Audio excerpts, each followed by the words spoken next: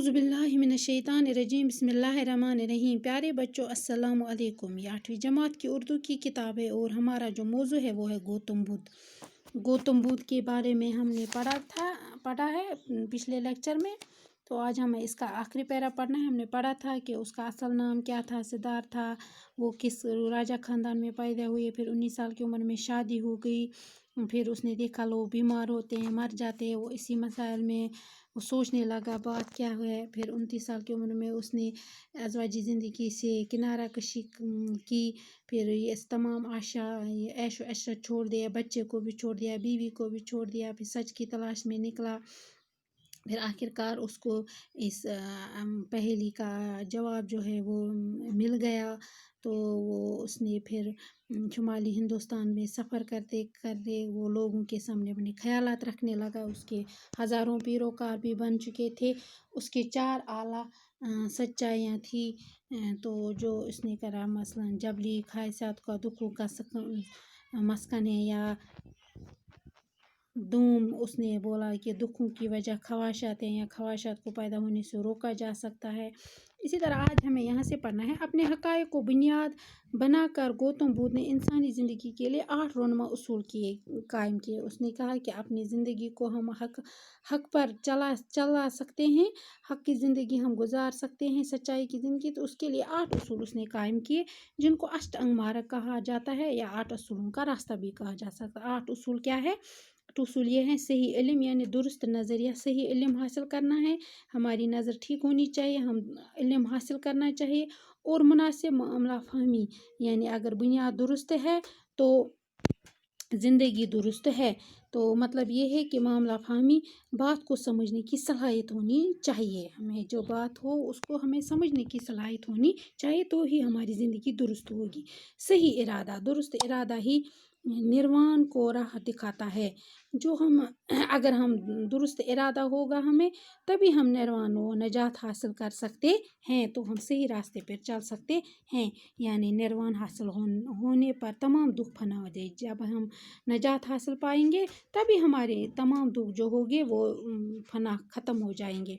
सही कलाम, हमें कलाम सही करना चाहिए, ठीक करना चाहिए। हक़ गोई, नरम लहजे में बात करनी चाहिए, ऊंची आवाज़ में नहीं बात करनी चाहिए, और मोहब्बत भरी बातचीत करनी चाहिए, यानी शीरीन बयानी ज़रूरी है। हमारी जो कलाम हो उनमें मोहब्बत हो, और गलत गुफ्तगू झगड़े को दावत देते। अगर हम गलत बातचीत करेंगे तो इसकी वजह झगड़ा होगी, हम लड़ाई होगी। यानी सही इल्म यानी अपनी ज़बान, नज़र या हाथ से किसी को तकलीफ़ न पहुंचाना। सही इल्म का मतलब है न हमें ज़बान से, न हमें नज़र से, न हमें हाथ से किसी को तकलीफ़ देनी चाहिए। चोरी न करना, चोरी भी नहीं करनी चाहिए। गरीबों और बीमारों की मदद करनी चाहिए।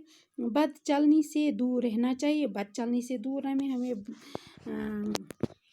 और खिदमत खला करना चाहिए, और लोगों की खिदमत करनी चाहिए। जिनको ज़रूरत हो उनकी ज़रूरत पूरी करनी चाहिए। जायज़ व हलाल कमाई यानी मेहनत और ईमानदारी से अपने लिए रोज़ी कमाना।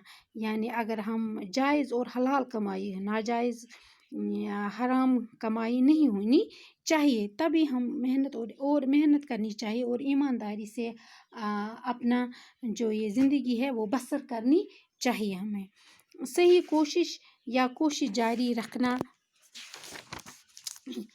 रखना है कि जहन पैरागन न हो। तो हमें ये करना चाहिए कि हमें कोशिश करनी चाहिए। तो कोशिश करनी चाहिए। अगर हमें कोई मतलब सफलता न हो, लेकिन कोशिश करनी चाहिए, आखिर सफलता मिलती है। तो इससे क्या होता है, अगर हम ये न करेंगे तो जहन पैराकंद होता है, परेशान तो हैरान हो जाता, और उसमें बुरे ख्यालात पैदा होते हैं। 7वां नेक ख्याल जहन में आने चाहिए। जहन को पूरी तरह बेदार रखना और मुशाहदे को मजबूत बनाना। सही गौर व फिक्र करना, दुरुस्त तरीके से सोच विचार करना, اور مراقبے کے ذریعے ذہن کو ٹھیک سمت میں لے جانا، سوچ وچار کے ذریعے ذہن کو ہمیں اچھی سمت میں اچھے راستے پر لانا چاہیے۔ گوتم بدھ نے دنیا کے بے شمار انسانوں پر اپنے اثرات چھوڑے ہیں، تو اس نے اپنے جو اثرات تھے اس کے، گوتم بدھ کے، اس نے بے شمار بہت سارے لوگوں پر اپنے اثرات چھوڑے۔ ان کی تعلیمات کسی بھی لحاظ سے قدیم ہندوستان فلسفہ کا احاطہ نہیں تھی، تو اس کی جو تعلیمی تھی کسی بھی لحاظ سے جو قدیم و پرانی جو ہندوستان تھی اس کا دہرانا نہیں تھا، اس کی جو یہ تعلیم تھی وہ نہیں تھا، مطلب ہم پرانے ہندوستان میں جو فلسفہ پرانے ہندوستان کی جو باتیں تھیں وہ اس کا جو مطلب وہ تعلیمات اس کا وہ دہرانا نہیں تھا۔ گوتم بدھ کے تاثرات کی گہرائی کے سبب ہی بدھ مت ہندوستانی حدود سے باہر تک پھیلا ہے، تو جو اس نے یہ اپنے جو خیالات تھے، اپنا جو علم تھا اس میں اتنی گہرائی تھی کہ بدھ مت جو ہے ہندوستان کے اس کو حدود سے باہر نکلا، یہ بدھ مت، یہ مذہب، اور اس کے فلسفہ نے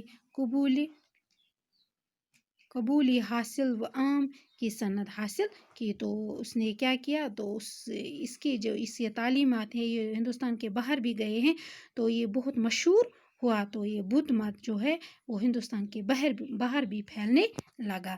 تو اس کے ساتھ ہی یہ چیپٹر کمپلیٹ ہوتا ہے۔ خدا حافظ۔